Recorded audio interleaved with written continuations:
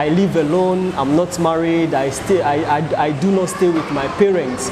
I have to make sure I come around to get something to break my fast even before I get home, because fasting for more than 16, 17 hours, it is something that is very important for me to get something eating before I get home. Easy. Sometimes when you wake up at dawn, going out to buy even bread and egg to come and eat for the fast, it's not easy. Sometimes you may go out, some people may attack you at that night, but I think if I'm married, it will be better for me to sit home for my wife to cook.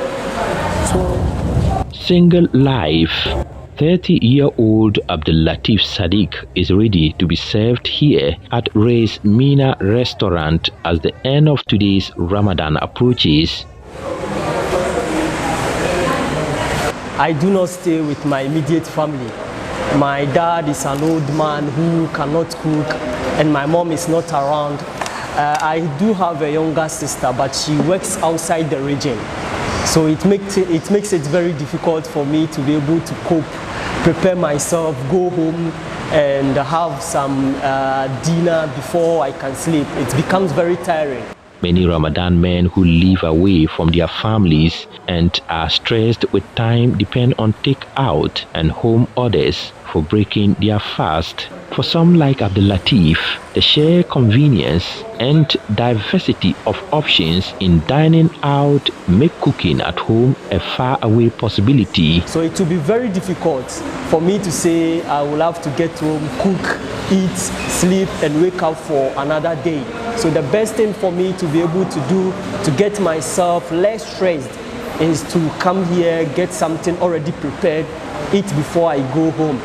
Someone like me who loves to cook, I am very good at cooking as a matter of fact, but looking at the kind of work I do, like I said, before I get home, it makes everything very, very challenging, very, very difficult to live in. If Abdul Latif regrets anything, it is the company of his family around him. He would have undoubtedly enjoyed a more conventional Ramadan. So as a single, as a bachelor, it's very difficult, it's very, very tiring, very, very challenging. But you can't do anything about it. You just have to go through whatever you have to go through. Unlike the married men and women, they will have some support, some kind of support from their partners, which will lessen some of their burden, which will lessen some of the hell that they will be going through during this Ramadan festivities. Abdul Latif's Ramadan experience is similar to that of any other single Muslim man who lives alone. 33-year-old Abdul Malik Farouk is mostly reliant on home deliveries for his evening meal. As a bachelor, sometimes it's very, very hectic for you to come and buy food outside.